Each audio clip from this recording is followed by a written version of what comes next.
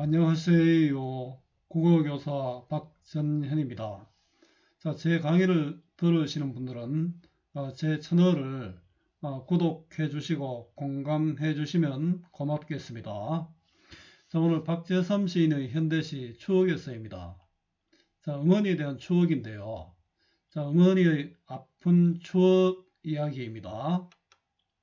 자, 어머니에 대한 추억, 자식에 대한 아픈 사랑, 박재삼 추억에서 해설. 엄마는 어린 오누이를 골방에 두고 이른 새벽 생선을 팔러 생어물전으로 나갔습니다.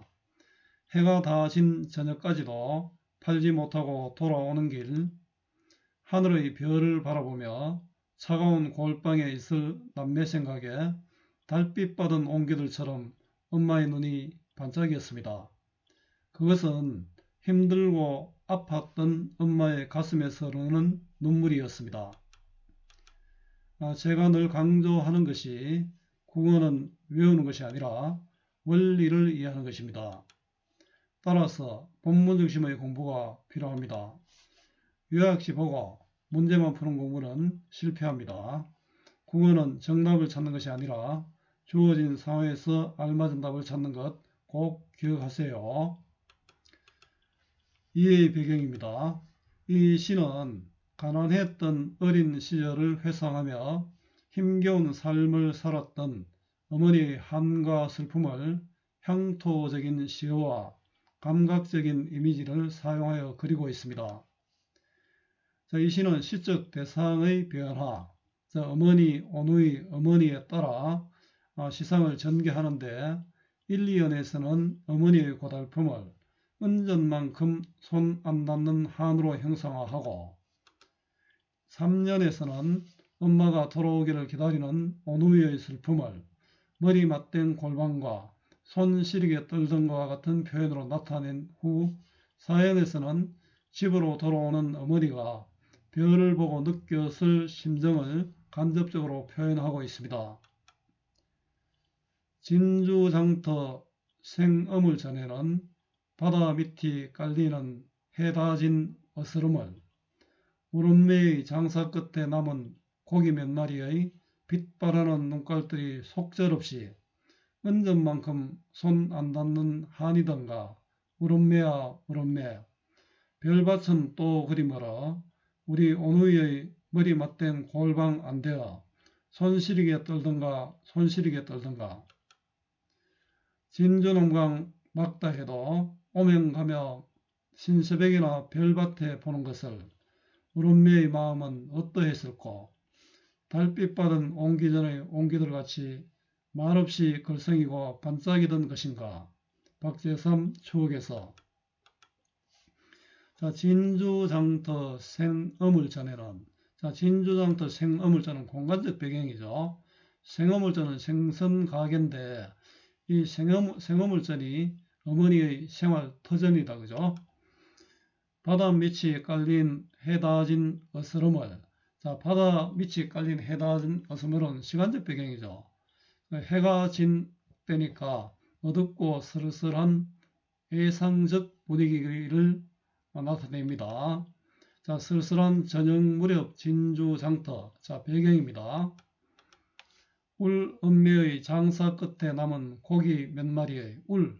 자, 울 엄마, 우리 엄마도 되지만 우는 엄마도 되는 거죠. 자, 우리와 우는의 두 가지 뜻이 있습니다. 중의법이죠.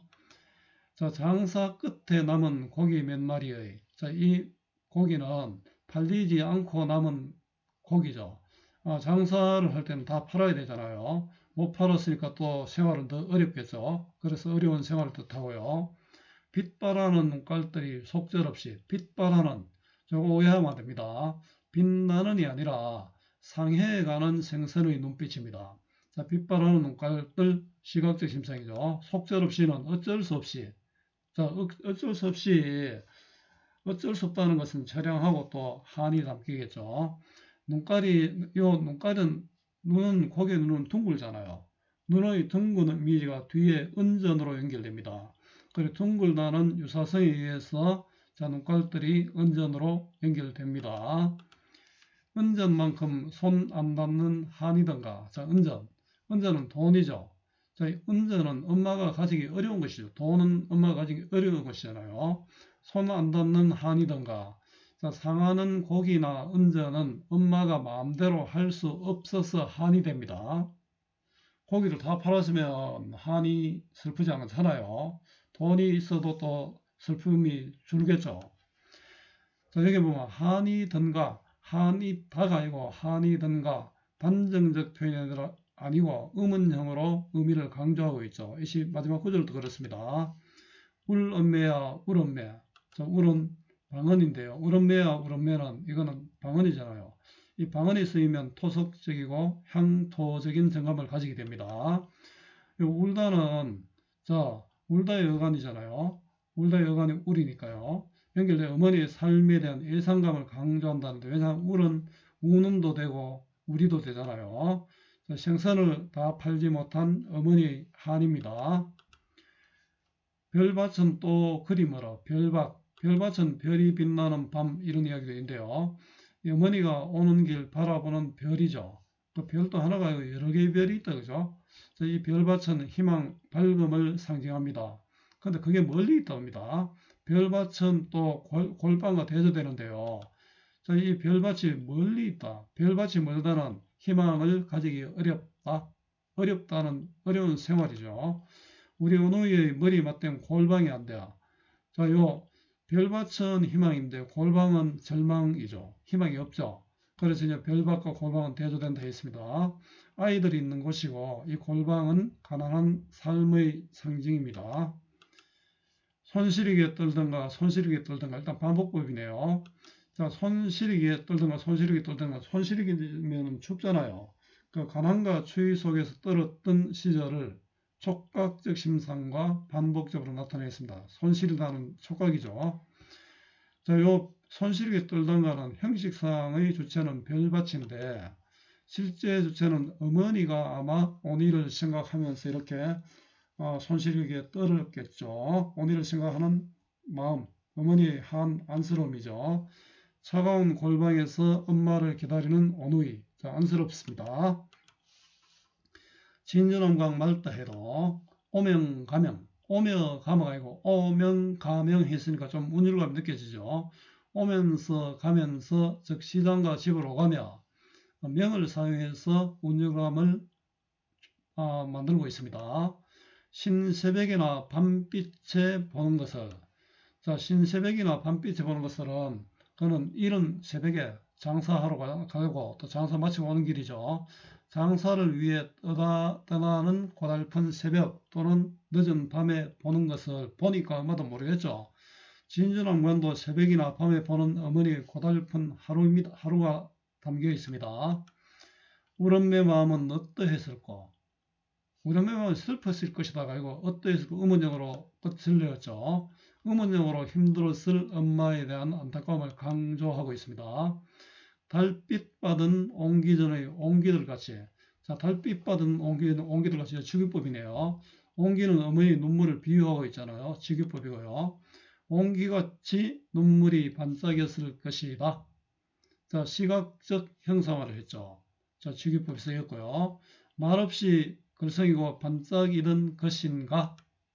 자, 말없이 글썽이고 반짝이던 것은 눈물을 사귀던 어머니의 한을 의문형으로 간접적으로 드러내고 있습니다.